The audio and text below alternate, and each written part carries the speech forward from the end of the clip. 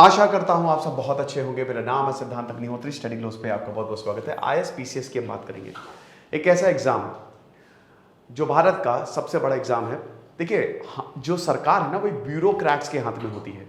तो जब आप ब्यूरोक्रेसी में जाएंगे तो आपको आपके पास पूरा कंट्रोल होगा, यू विल मैनेज एवरीथिंग। लेकिन कई बार ऐसा होता है कि यूपीएससी आईएएस हो गया या पीसीएस हो गया, उसके एग्जाम निकलते नहीं। आप लगातार ट्राई करते रहते हैं बट वो निकलेगा नहीं। तो क्या चीजें हैं जो आपको रोकती हैं? ठीक है, वो क्या चीजें? देखिए, मैं अब डेली यूपीएससी आईएएस पीसीएस के इस तरीके के लेक्चर्स बनाता रहूंगा। फिलहाल अभी हम एकेडमिक लेवल की बात करेंगे और उसके बाद हम बात करेंगे कि एक्चुअली पर्सनल लेवल पे क्या प्रॉब्लम होती है। तो सबसे पहले तो हम बात करेंगे एकेडमिक लेवल पे। तो आईएएस पीसीएस, ओके।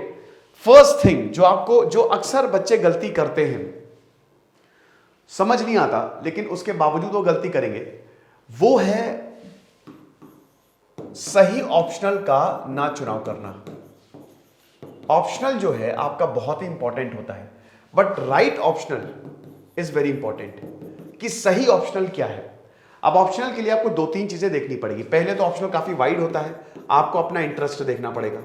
उसके बाद आपको मार्क्स भी देखने पड़ेंगे। जैसे मान लीजिएगा इकोनॉमी ऑप्शनल भी बहुत अच्छा परफॉर्म नहीं कर रहा है, ऑप्शनल लगभग मोर और लेस सेम ही होता है, बट आपको ट्रेंड भी देखना पड़ेगा क्योंकि अल्टीमेटली आपको एग्जाम निकालना है।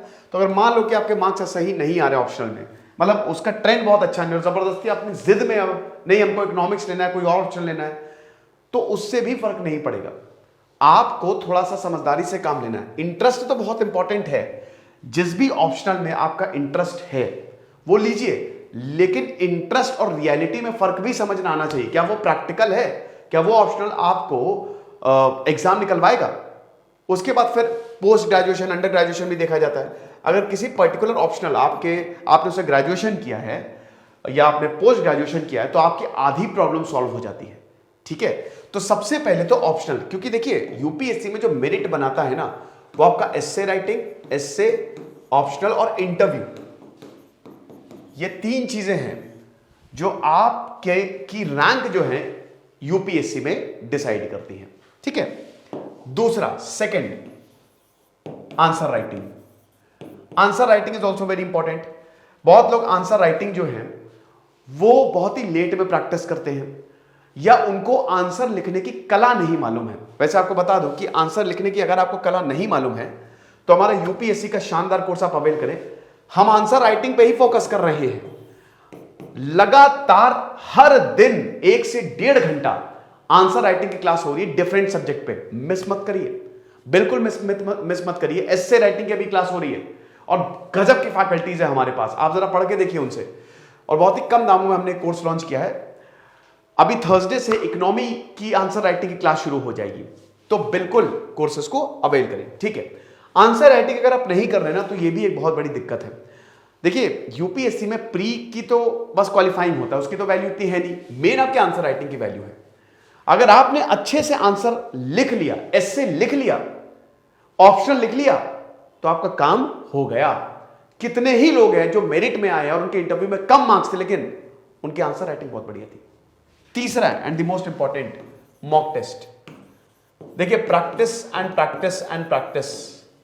जब तक आप मॉक टेस्ट नहीं लगाएंगे, चाहे वो प्री के हो, क्योंकि प्री भी देखिए, प्री में आप जीएस पेपर निकाल लेंगे लेकिन आजकल सीसैट बहुत टफ है, तो सीसैट के लिए भी आपको मेहनत करनी पड़ेगी। हाँ, तो प्री में भी आपको मॉक टेस्ट लगाने पड़ेंगे।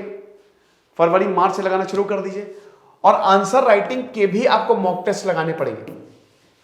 प्रैक्टिस जब तक आप नहीं करेंगे, एकदम स्टॉप वॉच लगाइए, नहीं तो कहीं ज्वाइन कर लीजिए। प्रैक्टिस बहुत ज्यादा जरूरी है, बहुत ज्यादा। जितना ज्यादा मॉक टेस्ट लगाएंगे उतने ज्यादा एग्जाम के करीब आएंगे। और दोस्तों, ये रूल जो है ना सबके लिए फॉलो हो रहा है। ये सिर्फ आईएएस पीसीएस के लिए नहीं है, ये सारे एग्जाम्स के लिए है। चाहे बैंक का दे रहे हो, चाहे एसएससी का दे रहे हो, मॉक टेस्ट बहुत ज्यादा जरूरी है। वैसे आपको एक आंकड़ा बता दूं कि पिछले 8 सालों में लगभग 22 करोड़ के करीब जॉब्स जो है वो क्रिएट हुई, आपको पता है?